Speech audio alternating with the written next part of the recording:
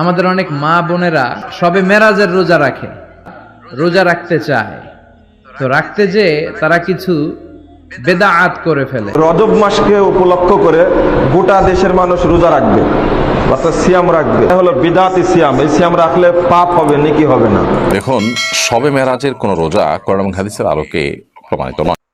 আসসালামু আলাইকুম ওয়া প্রিয় দিনী ভাই বোনেরা, আমাদের দেশের অনেক মানুষ তারা 27শে রজব সিয়াম পালন করে। রাসূলুল্লাহ সাল্লাল্লাহু আলাইহি সাল্লামের মেরাজ উপলক্ষে তারা রোজা থাকে। এ ব্যাপারে হানাফি আহলে হাদিস বিজ্ঞ আলেমদের মতামত শুনবো। এই দিনে রোজা থাকা যাবে কিনা এবং কোনো নফল ইবাদত আছে কিনা, এ ব্যাপারে আলেমদের বক্তব্য আমরা ধারাবাহিকভাবে শুনবো। প্রথমে আমরা মিজানুর রহমান আজহারীর বক্তব্য দিয়ে শুরু করি। আমাদের অনেক মা বোনেরা রোজা রাখতে চায়, তো রাখতে যে তারা কিছু বেদাআত করে ফেলে। যত জায়গায় যতটা সুন্নাহ আছে ওই সুন্নাহ সরায় ফেললে ওই জায়গায় বেদাত ঢুকে, ঠিক কিনা? আমাদের মায়েরা সবে মেরাজের রোজা রাখে। সবে মেরাজের রোজা বলতে শরিয়াতে কোনো রোজা নাই, ঠিক কিনা?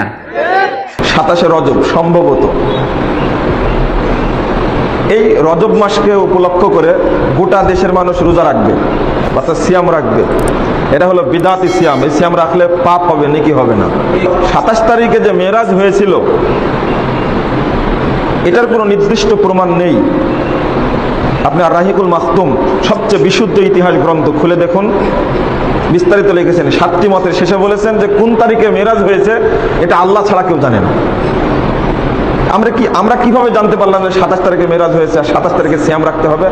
উল্লেখ্য যে কিছু ব্যক্তি এই মেরাজকে লক্ষ্য করে এত হাদিস উল্লেখ করেছে, সবগুলো মিথ্যা হাদিস। মেরাজ অর্থাৎ রজব মাসের নির্দিষ্ট ইবাদত বা নির্দিষ্ট সিয়ামের ব্যাপারে যত ফজিলত বর্ণিত হয়েছে এক বাক্যে সবই মিথ্যা। প্রায় 300 জাল হাদিস বর্ণিত হয়েছে। রজব মাসকে পৃথকভাবে মূল্যায়ন করার কিছু নাই। তবে হ্যাঁ, রজব মাস 4টি হুরুমাত মাসের একটি। রজব, জিলকদ, জিলহজ, মুহররম, এই 4টি মাস হারাম মাস। এই মাসে যুদ্ধ, বিবাদ, মারামারি একেবারে নিষিদ্ধ। নির্দিষ্ট কোনো ইবাদত এই মাসে নেই। কিন্তু যেটা শিক্ষা অর্জন করার সেটাই তো শিখতে পারেনি। মেরাজটা কি জন্য হয়েছিল আর মেরাজ থেকে কি নিয়ে এসেছিলেন? এক শ্রেণীর মানুষ বলে থাকে ইসলামী রাষ্ট্র কায়েমের 14 দফা মূলনীতি নিয়ে রাসূল সাল্লাল্লাহু আলাইহি সাল্লাম পৃথিবীতে এসেছিলেন। আর ডাহা মিথ্যা কথা একেবারে। দেখ, 27শে রজব উপলক্ষে অনুষ্ঠান করে এই কথাটা বলা হবে বিভিন্ন জায়গায়। একটা দিবস পালন করা হয়, অথচ এই দিবসের কোনো গুরুত্ব নেই। রাসূল সাল্লাল্লাহু আলাইহি সাল্লামকে আল্লাহ মেরাজে নিয়ে গিয়েছিলেন। যদি এটা আল্লাহর উপরে ছেড়ে দেন তাহলে খোঁজ দিতে যাবেন না কিভাবে গেলেন। ইতিহাসের পাতায় ভবিষ্যৎ অতীতে যে প্রমাণ করতে পারে 27শে রজবে রোজা থাকতে হবে।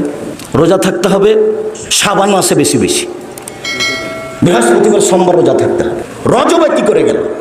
ইসলামে এই রজব মাসে রোজার কোনো অস্তিত্ব নেই যে বিশেষভাবে রজব মাসে সিয়াম বা রোজা রাখবেন।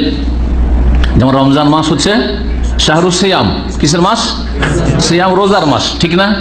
তারপরে 2 নম্বরে যেই মাসটিতে সবচেয়ে বেশি, রমজান মাস তো গোটাটাই সিয়াম, মানে রোজার মাস, তাই না? আল্লাহ ফরজ করতে আলাইকুম শাহরুর রমাদান আল্লাযী উনজিলা ফীহিল কোরআন ফামান শাহিদা মিনকুমুশ শাহরা ফালিয়াসুম। রমজান মাস আসলে গোটাটা রোজা রাখতে হবে, আল্লাহ কোরআনে কারীমে বলেছেন। এই রমজানের পরে অন্য কোন মাস আছে যেই মাসে সবচেয়ে বেশি রোজা সিয়াম নবী মুহাম্মদুর রাসূলুল্লাহ সাল্লাল্লাহু আলাইহি ওয়াসাল্লাম রেখেছেন? কোনটা মাস? শাবান। কিন্তু রজব মাসে অতিরিক্ত কোনো রোজা রেখেছেন না।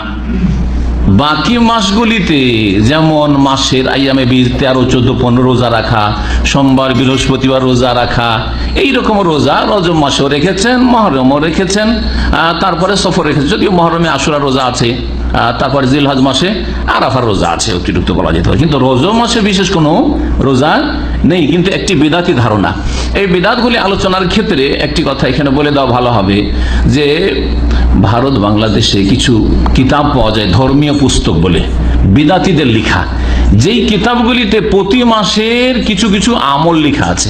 এরকম কিতাব দেখেছেন না? যদি না দেখে থাকেন না দেখাই ভালো, কারণ বিদাতি কিতাব পড়া সাধারণ লোকের জন্য জায়েজ নয়। কিন্তু যারা পড়েছেন তাদেরকে সতর্ক সাবধান করার জন্য অনেকে ধর্মীয় পুস্তক বলে এই মহরম মাসের আমল, সফর মাসের আমল, তারপরে রবিউল আউয়াল, রবিউল সানি, প্রত্যেক মাসের কিছু কিছু খাস আমল, অমুক দিনের আমল, এইরকম কিছু কিতাব আছে, বেদাতি কিতাব। জি হ্যাঁ, যেমন মকসুদুল মোমিনিন, এইরকমই আপনার বেশ কিছু কি কিতাবটি আছে, নিয়ামুল কোরআন না, এইরকম মেলা কিতাব আমাদের দেশে আছে। তার মধ্যে একটি বিদাত প্রথম যেটি, সেটা হচ্ছে রজব মাসে বিশেষভাবে সিয়াম পালন করা বা রোজা রাখা। নবী করিম সাল্লাল্লাহু আলাইহি ওয়াসাল্লাম থেকে, কোন সাহাবী থেকে এর কোনো প্রমাণ নেই। যতটা প্রমাণ আছে যে অন্য মাসে যেমন তেমনি এই রজব মাসে। উমর রাদিয়াল্লাহু তাআলা আনহু রজব মাসে বিশেষভাবে রোজা রাখতে কঠোরভাবে নিষেধ করতেন, বরং লাঠি দিয়ে তার কাছে দুররা থাকতো, তার নাম ছিল দুররা বা দিররা, মানে বেত নিয়ে চলাফেরা করতেন, চমকাইতেন, ধমকাইতেন। বর্ণিত হয়েছে রাউল গলিলের 957 নম্বর এই হাদিসে বর্ণিত হয়েছে, ওয়াকাদ কানা উমর ইয়ানহা আন সিয়ামি রাজব। উমর রাদিয়াল্লাহু তাআলা আমিরুল মুমিনিন, দ্বিতীয় খলিফা, রজব মাসে রোজা রাখতে নিষেধ করতেন। কেন? লেমা ফিহি মিনাত তাশাব্বুহ বিল জাহিলিয়া, কারণ এতে জাহিলিয়াতের যুগের কাফের মুশরিক আরবরা যে রজব মাসের সম্মানে রোজা রাখতো তার সাথে সাদৃশ্যতা রয়েছে, সেই জন্য তিনি ধমকাইতেন, নিষেধ করতেন। যারা রজব মাসে বিশেষ কোনো আমল করতো বা রোজা রাখতো তাদের হাতে মার দিতেন। হাতে মারা দেখেছেন, স্কুলে পড়েছেন তো? আজকাল তো মায়ের উঠে গেছে, এটা যুগ ছিল হাত পাতিয়ে দিত আর লাঠি দিয়ে মার দিত। কুলু, তোমরা রজব মাসে খাওয়া দাওয়া করো, ফাইন্নামা হুয়া শাহরুন কানাত তুআজ্জিমুহুল জাহিলিয়াতু, এই রজব মাসটি এমন একটি মাস যেই মাসটির জাহিলিয়াতের যুগের মুশরিকরা তাজিম সম্মান করত। সুতরাং তাদের কি করতে হবে?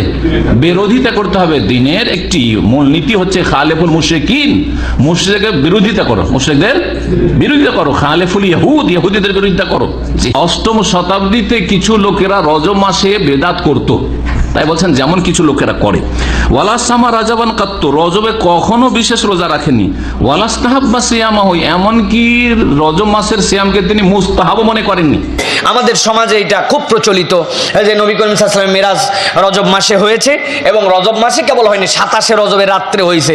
এই জন্য 27 রজবের রাত্রে আমরা এত গুরুত্ব দিই, এখন নতুন কিছু ইবাদত বন্দেগী পর্যন্ত বানায় ফেলছি। আমাদের কাছে বলে, হুজুর মেরাজের রোজা কয়টা, মেরাজের নামাজ কি কি দিয়ে পড়তে হবে, ঠিক কিনা প্রিয় ভাইরা? মেরাজের নামাজ পড়তে হয়, একজনকে বললাম, ফোন করছিল, মেরাজের নামাজ কি দিয়ে পড়তে হবে? বললাম সূরা বনী ইসরাইল প্রত্যেক রাকাতে 7 বার করে পড়বেন, কারণ মেরাজের ঘটনা ওইটা আসছে। আপনি আর যদি না পারেন তাহলে আপনি সূরা নজম পড়বেন, এটা 10 বার করে পড়বেন প্রতি রাকাতে, তাইলে নামাজ শেষ। প্রিয় ভাই, জি না, মেরাজের কোনো এরকম নামাজ, মেরাজের কোনো আনুষ্ঠানিকতা ইসলামের মধ্যে নাই। এত কিতাব আমাদের কাছে, সিয়াসিত্তার কিতাব, এতগুলো হাদিসের কিতাব, একটা কিতাবের মধ্যে হাদিসটা রেওয়ায়েত হয়ে যেত আল্লাহর নবী এই তারিখের মধ্যে মেরাজ করেছেন। প্রিয় ভাইরা, কিন্তু এইটা সিয়াসিত্তার কোনো কিতাবের মধ্যে তারিখ নেই, কারণ তাদের কাছে এই তারিখের দাম আলাদাভাবে ছিল না, এই তারিখের গুরুত্ব তাদের কাছে ছিল না, সাবজেক্টের গুরুত্ব তারা দিতেন। 1.5 তারিখ উদযাপন করতে হবে আলাদাভাবে, এইটা তারা বুঝতেন না। তারপরেও প্রিয় ভাইয়েরা, 20টার মতো মত আছে যে মেরাজ রাসূল সাল্লাল্লাহু আলাইহি ওয়াসাল্লামের কয় তারিখে হয়েছে। এর মধ্যে 20টার মতো মত আছে। ফতুল বাড়ির মধ্যে আসছে, উমদাতুল কারির মধ্যে আসছে, শামিয়ার মধ্যে আসছে, নানান মতামত দিয়ে তারা বলছেন অধিকাংশ মত হচ্ছে রজবের 1 তারিখ শুক্রবার দিন রাসূল সাল্লাল্লাহু আলাইহি ওয়াসাল্লামের মেরাজ হয়েছিল। তারা একটা গ্রুপ বলতেছেন। আরেকটা গ্রুপ বলছেন না, নবী করিম সাল্লাল্লাহু আলাইহি ওয়াসাল্লামের মেরাজ হয়েছে রবিউল আউয়াল মাসে। কোন মাসে? রবিউল আউয়াল মাসে। এই মতের পক্ষে আব্দুল্লাহ ইবনে আব্বাস এবং জাবির রাদিয়াল্লাহু তাআলা আনহু মুরসাল একটা হাদিসও তারা রিওয়ায়াত করেছেন। তারা বলছেন আল্লাহ রাসূল সাল্লাল্লাহু আলাইহি ওয়াসাল্লাম রবিউল আউয়াল মাসের সোমবারে জন্মগ্রহণ করেছেন, সোমবারে মৃত্যুবরণ করেছেন, সোমবারে আল্লাহ রাব্বুল আমিন তাকে মেরাজে নিয়েছেন এবং এই সোমবার দিনে আল্লাহ তাকে নবুয়ত দান করেছিলেন। অতএব রাসূল সাল্লাল্লাহু আলাইহি ওয়াসাল্লামের মেরাজ হয়েছে রবিউল আউয়াল মাসে। এখন কই যাবেন বলেন তো ভাই? 27 রজব যারা পালন করতেছেন, একটা মুরসাল পর্যায়ের হাদিস যেটা আব্দুল্লাহ ইবনে আব্বাস রাদিয়াল্লাহু তাআলা বলেছেন, সুতরাং সেটাও তিনি বলেছেন রবিউল আউয়াল মাসে। কিন্তু মেরাজ কোন তারিখে হয়েছিল সেই তারিখ নির্ধারণ করে আলাদা একটা ইবাদতের রাত্রি সৃষ্টি করা ইসলামী শরীয়তে নাই। এইটা যারা করতে চাবে তারা দিনের মধ্যে একটা নতুন সিস্টেম চালু করবে। কথা ঠিক কিনা প্রিয় ভাইরা? আলোচনা হবে, জ্ঞান অর্জন হবে, বিষয়বস্তুর আমাদের প্রাসঙ্গিকতা আসবে, কিন্তু এই দিন রাত্রে নামাজ পড়া লাগবে, পরের দিন রোজা রাখা লাগবে, কয়েকদিন পর বাংলাদেশে ছুটি পাওয়া যাবে, এই দিন হয়তো বেশি একটু গুরুত্ব দিলে কিন্তু ছুটি। বাংলার যার যা হালাল টাকা আছে ওইগুলো দাও, ওইগুলো দিয়ে কাবা বানাইতে যে শর্ট পড়ছে, ওই জন্য হাতিমে কাবাটা মাজা পর্যন্ত দিয়ে ঘিরে রাখছে যে পরে টাকা পয়সা হলে বানানো যাবে, আর এদিকে কাবা ঘর বানায় ফেলছে। আর মুসলমান এখন যদি বলা হয় মসজিদে এসি লাগবে, হাত তুলে রাজি হয়ে গেছে, আলহামদুলিল্লাহ আমি দিয়ে দিব, উনি কিসের থেকে দিচ্ছে এটা জানা যাচ্ছে না, পরে দেখা যাচ্ছে উনার ব্যবসা যা সব সুদের, দোকান দিছে সুদের, বলছে 1000 টাকা হবে, বলছে হবে মানে কি 10,000 হবে। কয় দিনের জন্য? 7 দিন। 7 দিনের জন্য 10 10,000, কিন্তু দেয় 9,500, আর নেওয়ার সময় নেয় 11,500 7 দিনের জন্য। এই সিস্টেমে টাকা লাগাচ্ছে, আছে কিনা? আছে, এই ব্যবসা আছে। জাজাকাল্লাহ খায়রান। আপনারা ধৈর্য ধরে এতক্ষণ আলেমদের বক্তব্য শুনলেন। দেখেন, অনেকে বলে যে রোজা থাকা, ইবাদত করা তো খারাপ কিছু নয়। দেখেন, ইসলামের শরীয়তে কোনো কিছু যে আপনি নিজে নিজে তৈরি করে করবেন এটা নিষেধ রয়েছে। দেখেন, আয়েশা রাদিয়াল্লাহু তাআলা বলেন, রাসূল সাল্লাল্লাহু আলাইহি সাল্লাম বলেছেন, যে ব্যক্তি আমার এই দিনে নতুন কিছু উদ্ভাবন করবে যা তার অন্তর্ভুক্ত নয় তা প্রত্যাখ্যাত, তা গ্রহণযোগ্য হবে না, সেটা বাতিল। এরপরে দেখেন, আরেকটা হাদিসে বলা হয়েছে তার নফল ফরজ কোনো ইবাদত কবুল করা হবে না। আপনি যদি ইসলামের শরীয়তে নতুন কিছু আমল তৈরি করে সেটা করেন, তাহলে আপনার নফল ফরজ কোনো ইবাদত কবুল করা হবে না। এ ব্যাপারে রাসূল সাল্লাল্লাহু আলাইহি সাল্লাম বলেন, আয়ুর নামক স্থান হতে সায়ুর নামক স্থান পর্যন্ত হারাম এলাকা। কেউ যদি এখানে বিদাত করে অথবা বিদাতকে আশ্রয় দেয়, তার উপর আল্লাহর পক্ষ থেকে, সকল ফেরেশতা, সকল মানুষের পক্ষ থেকে অভিশাপ। তার নফল ফরজ কোনো প্রকার ইবাদত কবুল করা হবে না। বুখারী, মুসলিম, মিশকাত, বাংলা মিশকাত 5ম খণ্ডের 2608 নম্বর হাদিস। এই হাদিস প্রমাণ করে আপনি যদি নতুন কোনো ইবাদত তৈরি করেন যেটার নাম হচ্ছে বিদআত, মানে নতুন কিছু উদ্ভাবন, তাহলে আপনার ফরজ নফল কোনো ইবাদত কবুল করা হবে না। এই জন্য আপনারা তওবা করেন। যেটা বিদআত, যেটা শিরিক, যেটা ইসলামী শরীয়তে নাই, সেটা আমাদেরকে অবশ্যই ছাড়তে হবে। আশা করি আপনারা বিষয়টা বুঝতে পেরেছেন। দেখা হয় পরবর্তী কোনো ভিডিওতে। আল্লাহ আপনাদেরকে ভালো রাখুক। আসসালামু আলাইকুম ওয়া রাহমাতুল্লাহ।